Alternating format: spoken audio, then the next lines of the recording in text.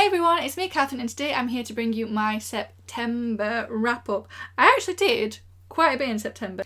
Definitely more than I read in August because all I read in August was One Piece. That was literally it. It was not hard to beat that. So without any further ado, let's get into what I did in September. So let's start off with the non-bookish, non-reading related things. I'm going to start with what I'm going to be carrying through into October, possibly November and beyond. So, first up is I did not get One Piece Dressrosa. I did not finish the One Piece Dressrosa arc, which I kind of wanted to get done, but it is 118 episodes long. I have done other things this month and I'm not far off. I watched 103 episodes of the Dressrosa arc this month, which means I only have 15 left. So, all being well, I will get that done by the end of October, but I also have other plans for October, which, if you haven't watched it, I have done a video talking about my plans for October, so we'll see if I can fit in One Piece around that. But yeah, so I'm kind of excited because I'm now past the point where I originally got to in the anime. Obviously I'm all caught up on the manga, so I already know what's happening beyond, but when I very first was watching the anime, I was watching the Dressrosa arc episode week by week when it was coming out, and I can't do that for very long. So now I'm past the point where I originally got to and I'm on to new episodes, which is exciting because I haven't seen any of Zou and I haven't seen any of Cake Island, which is really exciting. Can't wait to get to those. Obviously I've watched Wano Kuni because that's on Crunchyroll, but cannot wait to get to those and loving it so much. Then we have Attack on Titan. I made the mistake of watching some of season 2 with my sister because she just watched season 1, so she came round and I didn't feel like playing Ghost of Tsushima, so we decided to watch some Attack on Titan. Big mistake because it got its hooks in me again. So I ended up going back to season 1. I did only watch from episode 9 onwards because that's when Levi's introduced.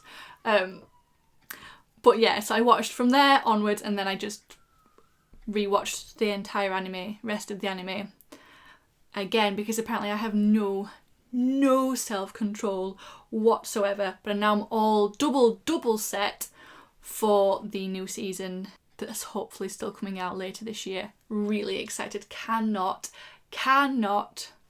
wait for that. Attack on Titan, if you're unaware, is originally manga by, oh my god, what's his name? There's no point looking at that because it's in bloody Japanese. I can't remember the mangaka's name. And it is set in a world where Titans exist, which are like gigantic vaguely human looking creatures that eat humans. And we start off in a city, country, a human settlement that has survived for like 100 years because they live behind these massive 50-foot walls that the Titans can't get through. Until, like, first chapter, the outer wall of one of the outskirt cities areas get smashed in, Titans get in, and our story really takes off. It's very gruesome, very violent, gory, so like take care if you want to get stuck into it, but I really enjoy it. Levi is my favourite character, voiced by my favourite voice actor, who also does Law, by the way. He also voices Trafalgar Law from One Piece, also one of my favourite characters. He also does Yato as well from Noragami. I love Yato. He also does Izaya from Durarara, another one of my favourites. But anyway, that's Attack on Titan. I watched the entirety of the anime again, more or less, minus the first 8 episodes. D.Gray-man, I finally finished season 4 this month, and I also watched D.Gray-man Hello, which is the 13 episodes that they did years after the original anime got, I say cancelled, but like the mangaka for D-Gramma no Hoshino has had health problems like throughout doing this series. So it's had like quite a few hiatuses. It's now released quarterly. There's one, so we only get four new chapters a year for the manga. So it makes sense that the anime like didn't carry on, because it would have just been plagued with lots and lots and lots of fillers, no doubt. But because it has been so long, there are new voice actors, which took a little bit of adjusting, and 13 episodes really isn't. But so good. So good. D-Gray-man, if you do not know, is set in an alternate 19th century where things called Akuma exist, which are souls, human souls that have been brought back from the dead by their loved ones, and they become monsters, killing machines that kill humans. That's what they do, and we have exorcists who fight them. These are people who work for the church, they're part of is it called the Black Order, and they wield a substance called innocence, which takes different forms depending on the user, but only certain people can use it. So like there's very few exorcists, and they're constantly looking for more. And we're following Alan Walker, who is one such exorcist, also cursed to his left eye is cursed, and he can actually see the souls of these Akuma, and he's sort of taken it upon himself to save them, and it's really good. It's a really good time. I really, really enjoyed it. So I'm now all up to date on the anime. Who knows when they're ever going to make any more, but never say never, never say never. It's really good. I really enjoy it. Love it so much. And apparently this year I'm on like a reread kick, because I also decided it would be a good idea to start Naruto again. I have no idea I don't know what's wrong. I don't know what's wrong with me. Like, it is taking all of my self-restraint to not also start Bleach again. I actually own Bleach, like the first season, on DVD. Like, I've had that for years, so I could watch that. And I'm like trying to the self-restraint I am showing is, I mean, it's breaking. It is breaking because currently, you know what? No, it's fine. So I started rewatching Naruto. I'm only like 7 episodes into season 1. We've only got to the Zabuza arc, where we've only just run into Zabuza, I believe. The fight's just getting started there. Naruto by Masashi Kishimoto, he's the mangaka for the series, is about ninjas. It's set in a ninja world, and we're following Naruto, who wants to be Hokage, which is the leader of the Hidden Leaf Village. It is his dream, and we're following him as he works towards that dream of becoming Hokage and being like respected by everybody. And I love this. We're not going to talk about the epilogue. We're not going to talk about the epilogue of the original manga of Shippuden. Like, don't even bring it up. Like, I was real mad when I finished the manga, just so everybody knows. But I never actually finished the anime originally. I was caught up on Shippuden, but then week by week I just can't do it, and I never bothered to finish. But here I am, starting again from the beginning. What is wrong with me? What is wrong with me? What is wrong with me? But that's it for everything I've been watching. For everything I watched in no, it's not everything I watched in September. Also, I'm supposed to be talking about things I'm carrying forward into October, and I've just sort of like got caught up in things I watched. And the last thing that I finished watching, guys, I did it. I watched the last episode of Her Private Life. It is done. It is finished. It was good. This anime, oh my god, this K-drama was so good. It's a bit cute, and I think it gets a bit too sickly sometimes for me, a bit too sickly sweet, but overall it's a good time. It's starring 2 of my favourite actors. We've got Kim Jae-hyuk, who I adore. We've got Park Min-young, who I also adore. They are both stunning. I love them so much. But Her Private Life is following Park Min-young's character, whose name I've already forgotten. Is it Dongmi? Dongmi? Can't remember. She works as a curator at an art museum by day, and by night, I guess she's a massive fangirl for this one idol group and this one member of this idol group, and she is a massive fangirl. Like she runs a fan site for this idol, and she has such a good time with it, and she has so much fun, and it is so much fun seeing her, but she likes to keep them separate because she's a grown woman. I think she might possibly be in her 30s, early 30s, or maybe late 20s. She's around my age, I believe, her character is. So she likes to keep it separate because it's not always received very well in, I guess, civilised society. But I enjoyed this so much, and seeing the romance between her and Kim Jae-hyuk's character, Ryan Gold, I think his name was. It has fake dating. They, for reasons, I don't know if this is a spoiler, if this is in the, if you don't want like any spoilers like for this, I will put a timestamp, I will do the timey thing to go on to the next topic, the next group of things I'm going to be talking about, because this is the last thing I watched, so. But basically she gets into a scandal with her favourite idol, and so to combat the rumours and whatnot going on about her, she ends up fake dating Ryan. And it's so good. It's so good. I loved it so much. And it's one of those dramas that doesn't have much conflict, and any conflict that there is solved relatively quickly, so you can get on to the fun, happy times. It wasn't perfect. I do have some problems with one of the like storylines, like plot lines.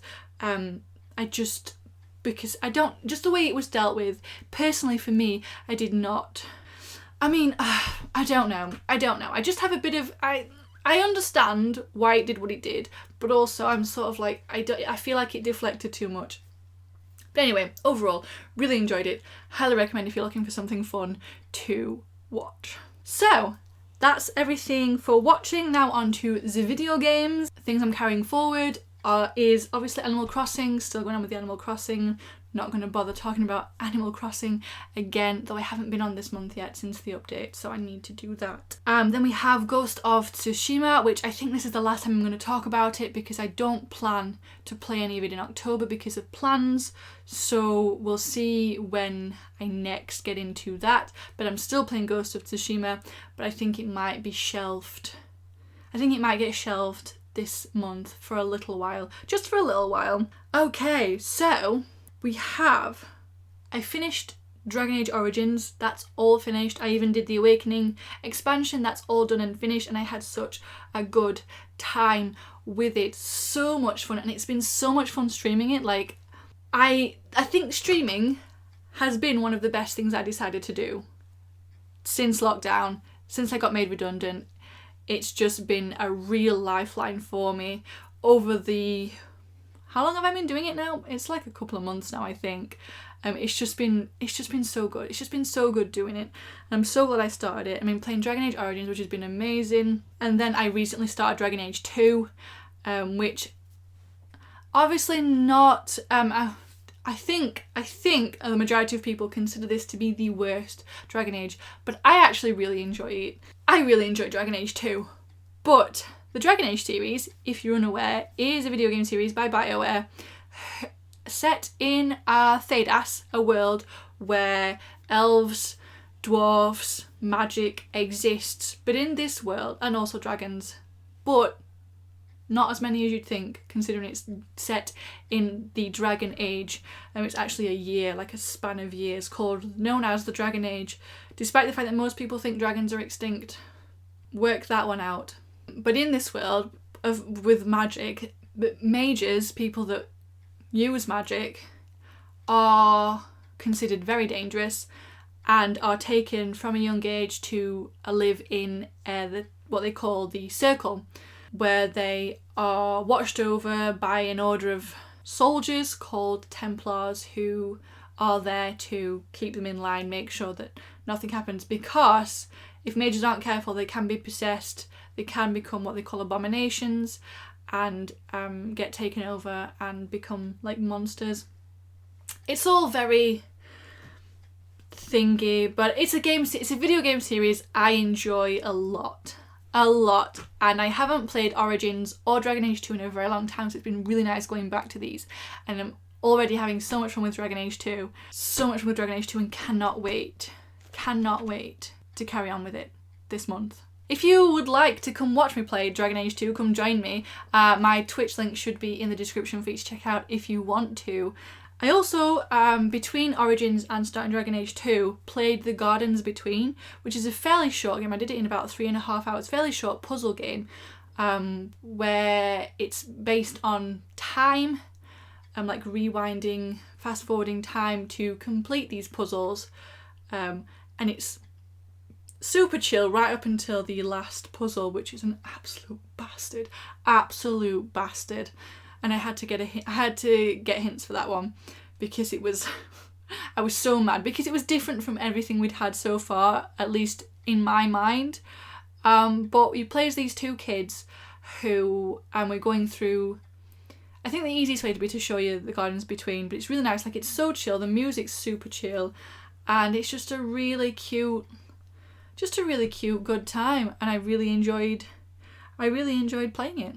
Right, so that's it for the video games. On to the books. So, on to the reading that I did. So, what I'm taking with me into October is first up, obviously, the One Piece manga. I'm reading that week by week now, or every 2 weeks. Although, the mangaka is ill at the moment, so there has been a bit of a delay. I think it's been delayed, put on hold until the 17th. So there's that. But yeah, still going on with One Piece. I also decided to start the My Hero Academia manga. I have the first 2 volumes myself, but I've started reading on past that, which has been a lot of fun. I don't know why I've started doing this. I mean, actually, I haven't actually read past the first 2 volumes, so this isn't a reread for me. The first 2 volumes were a reread, but everything else, this is new reading for me, which is exciting, which I like. So I'm carrying that on into this month, which is a good time. If you're not aware of what My Hero Academia is about, I've definitely talked about this on this channel before because I adore it so much. But it's basically set in a world where people, like, I guess a mutation has happened and people develop quirks. Some of them are like really cool and means that they can become like superheroes. Like, it's a world where becoming a superhero is an actual job that people can do and get paid for. So naturally, there's schools that help to train wannabe heroes, and one of these is UA, one of the top, if not the top school for heroes, and we're following Midoriya Izuku, who is quirkless. I think the statistics are there's about 80% of people in the world currently have developed quirks, and Deku's his nickname, and because and Izuku's in the minority in that he has no quirk, and it's heartbreaking to watch that because he's supposed to be like really plain and just not very stand out, but he's adorable. I love him. I would adopt him in a heartbeat. He's my precious, precious child, and I would kill for that kid. I would kill for that kid. But we're following him on his journey to becoming the best superhero, the best hero he can be, and how he goes about that, how that becomes for him. And it's just a lot of like the whole I mean, not Mineta can absolutely choke. I shouldn't say that about a child, but he can absolutely choke. Like, honestly, would not care if something happened to him. But everybody else, even Bakugo, I would kill for these children. I would kill for them. But yeah, so I started reading the manga for that, so I'm really excited to get caught up on that and see everything. I can't, like, I feel like as I've gotten older, I feel like I should have grown out of shonen, because it is aimed at young boys, well, it's the demographic it's aimed at is young boys. But the thing is, I love that because it's like a found family sort of feeling, and everyone gets so, I get so caught up and so invested in their lives, and I root for them so hard that you cannot beat that feeling. You know, if I ever remember, I will try and vlog. I will try, if I actually end up starting a new series that I haven't done yet, because I have all these series that I want to start and I just keep doing the same ones over and over again. But I will vlog it, because honestly, I am never more animated than when I'm reading these manga. It's such a good time. I enjoy them so much. But yeah, so I started that, so that'll be continuing until I get caught up with that. I also reread and got caught up on the Attack on Titan manga, which like after the time skip, oh my goodness, like my heart, I just want the best for these people. I just want the best for them. I just want them to be happy. I want there to be peace. I don't enjoy the vibe, the overall like atmosphere. It's not atmosphere. I don't know what the word is. Setting. I don't enjoy it as much as I enjoyed like before the time skip, because there's a bit of a change when you get towards the end and leading up to the time skip. But oh no, my battery's running out. Please, just hold on. I'm nearly done. Okay, speed it up, Catherine. So I got caught up on that. Have so many feelings. I just want them all to be happy and peaceful and just at rest. Like, I just want them to be happy. And please don't kill them all. That's all I ask. Whoever's left, let them be happy. Please. Also, got caught up on D.Gray Man, and it turns out, even though it's been like a few years since I last got caught up on the manga, there's only been about 10 chapters since, due to Hoshino's health and the schedule for the release. But I have feelings about this. You know what? I have feelings about this manga. I might just do separate videos for them to talk about my feelings, because I have quite a few feelings about D.Gray Man and what the fuck is going on. But this is another one. I just want them to be happy. Please just let them be happy. Please, Hoshino, please, I'm begging you, let them be happy. So that's a thing. Also, finally, I started my reread of Aristotle and Dante. I have started vlogging this reading experience, so once I finish that, I will get that edited together and you can see like spoilery thoughts, because I never did a spoilery video for Aristotle and Dante, which I should have done, because I have a lot of thoughts, have a lot of feelings about Aristotle and Dante. But if you're unaware, Aristotle and Dante, Discover the Secrets of the Universe, was written by Benjamin Alida Sáenz, and it's about Ari. We're following Ari and Dante, his friend that he makes, and it's just them it's sort of like them becoming friends, and Ari's sort of like discovering a lot of things about himself, working through some shit that he's got going on with him and his parents, and I really love it. I love it a lot, but I've not read it in a long time, and I've mentioned before how much I connected with Aristotle more than I've ever connected with the main character before. Obviously we've got his differences, but I have never seen myself more in a character than I have in Aristotle in certain ways, and I adore it so very, very much. Bit of a rushed end, but that is it for everything that I did in September. I think I've probably missed something, because the battery thing is flashing at me and it's making me panic, because this isn't the first time I've tried to film this and I just want it to be fine. So that's it from me. Thank you so much for watching. Let me know how your September went, reading wise or otherwise, what your favourite thing was that you read, the least favourite thing that you read was. I hope you have a lovely day, and I will hopefully see you in another video. Bye!